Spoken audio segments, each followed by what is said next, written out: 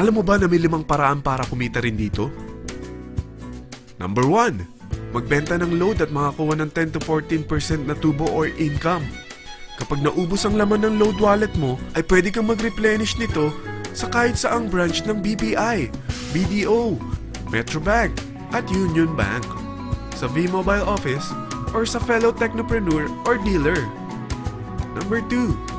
Ang 20 pieces na Techno user o retailer card ay pwede mo ibenta sa mga gustong mag-e-loading business sa murang halagang 250 pesos o sa mga taong gusto makakuha ng 10 to 12% discount sa load. Number 3. Kung bawat isang retailer mo ay nagpapaload ng 1,000 pesos sa isang araw at sa loob ng isang buwan, ito ang maaari mong kitain. Dahil sa gusto nilang kumita ng 10 to 12% discount sa paglo-load, ikaw naman ay kumikita ng 1 to 2% sa ayaw at gusto mo. Di ba ang galing? Paggising mo bukas, nadadagdagan na naman ang pera mo. Number 4. Hindi ba sa isang product laging may endorser? At sila binabayaran ng produkto para lang sabihin na maganda ang product nila. Sabi ng V-Mobile, bakit hindi na lang ikaw ang bayaran nila sa pag-endorse ng Load Extreme?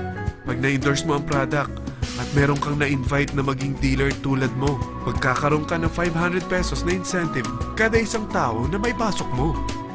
Number 5. Pag meron kang invite na nag-pair, magkakaroon ka ng 500 pesos bonus kada isang pair, pati na rin sa makukuha ng mga teammates mo sa A and B side.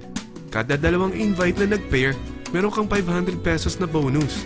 Kahit hindi na ikaw ang nag-invite sa kanila, basta nasa A side at B side mo at nag-pair, may bonus ka pa rin.